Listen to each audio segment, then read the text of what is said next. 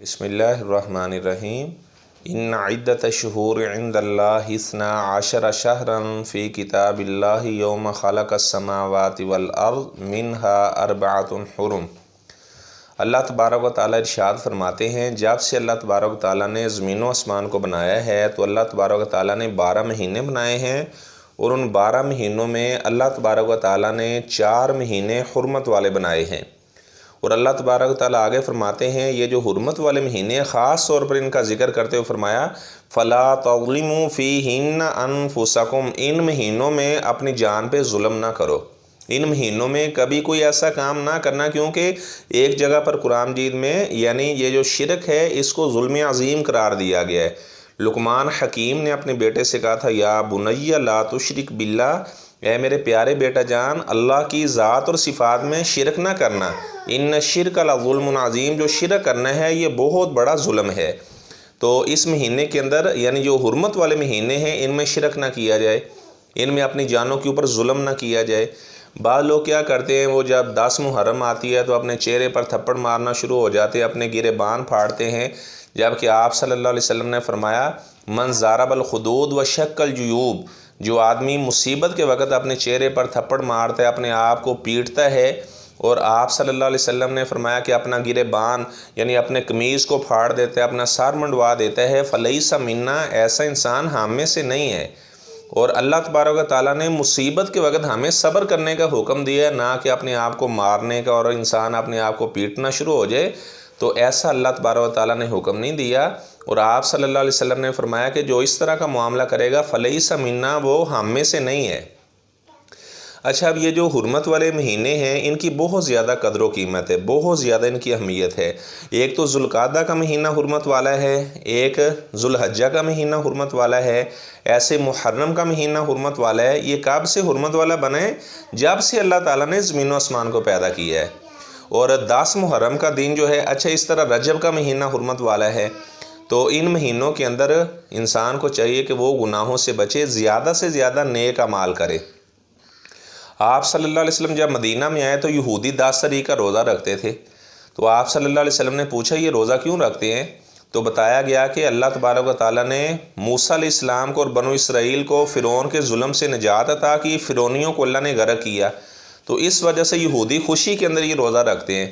تو آپ صلی اللہ علیہ وسلم نے فرمایا کہ موسیٰ علیہ السلام کے ساتھ میرا تو زیادہ تعلق ہے، انبیاء آپس میں بھائی بھائی ہوتے ہیں، اگر میں اگلے سال زندہ رہا تو میں ساتھ 9 کا بھی روزہ رکھوں گا،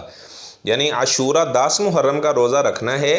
وہ اس خوشی کے اندر کہ فرعونیوں کو اللہ نے غرق کیا اور موسیٰ علیہ السلام کو اللہ تعالیٰ نے اور ان کی قوم بنو اسرائیل کو اللہ تعالیٰ نے فرعون کے ظلم سے نجات عطا فرمائی۔ اچھا، 9 تاریخ کا روزہ کیوں رکھنا ہے یہود کی مخالفت کے اندر؟ اب بعض لوگ کہتے ہیں نہیں صرف 9 کا ہی روزہ رکھا جائے گا، 10 کا روزہ نہیں رکھا جائے گا، جبکہ ایسی بات نہیں ہے۔ عبداللہ بن عباس رضی اللہ تعالیٰ عنہ ان سے صحیح سند سے یہ بات ثابت ہے، وہ فرماتے ہیں صوم التاسع والعاشر، یعنی خود ہی انہوں نے اس بات کی وضاحت فرما دی کہ 9 کا بھی روزہ رکھنا ہے اور اس طرح 10 کا بھی روزہ رکھنا ہے، کیونکہ عاشورہ یہ تو اصل میں تو 10 محرم ہے۔ تو امام ابن قیم رحمہ اللہ فرماتے ہیں جو آدمی یہ فتویٰ دیتا ہے کہ عاشورہ جو ہے وہ 9 محرم ہے، تو گویا کہ اس نے اسلاف کے جو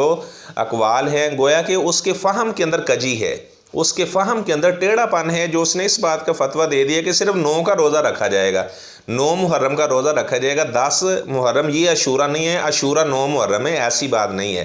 عاشورہ اصل کے اندر 10 محرم ہے اور 9 محرم کا روزہ رکھا جائے گا یہود کی مخالفت کی وجہ سے۔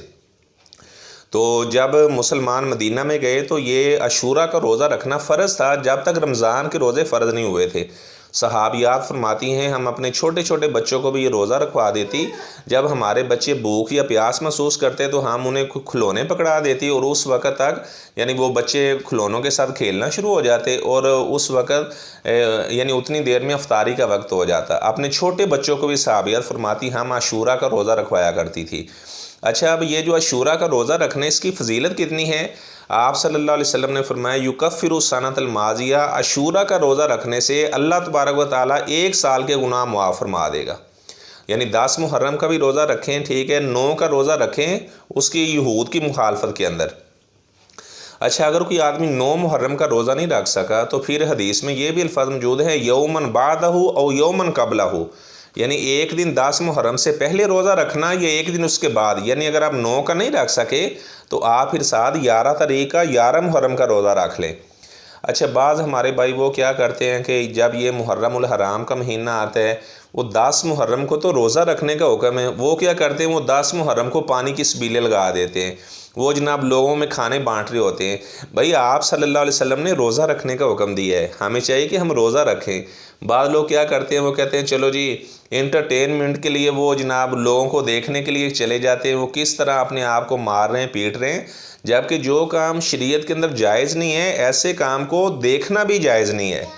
ایک کام جس کو شریعت نے حرام قرار دیا ہے تو ایسے کام کو دیکھنا اور اس کی حوصلہ افزائی کرنا، اس سے بھی ہمیں منع کیا گیا، ایسے کام کو ہم دیکھ بھی نہیں سکتے۔ بجائے اس کے کہ ہم اپریشیٹ ان کی جناب تعریف کرنا شروع ہو جائیں کہ یہ جناب یہ بڑا اچھا اقدام کر رہے ہیں، جبکہ جو مسلمان ہیں 3 دن سے زیادہ تو کسی کا بھی اس طرح سوگ منانا اس سے منع کیا گیا ہے۔ اللہ کہ جو بیوی ہے اپنے خاوند کے لیے 4 ماہ 10 دن تک وہ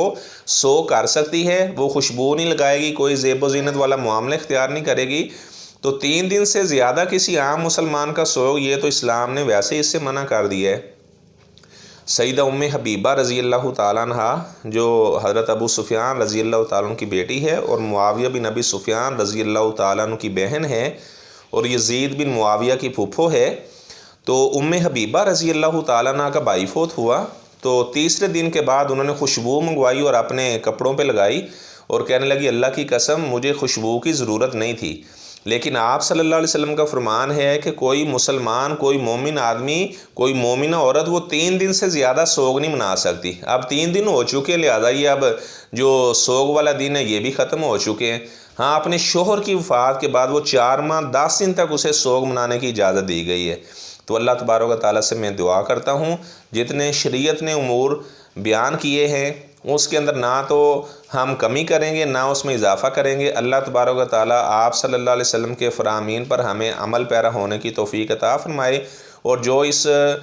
حرمت والے مہینے کے اندر شریعت کے خلاف کام کیے جاتے ہیں اللہ تبارک و تعالیٰ ہمیں بچنے کی توفیق عطا فرمائے، اور ایسے لوگوں کو اللہ تبارک و تعالیٰ ہدایت عطا فرمائے۔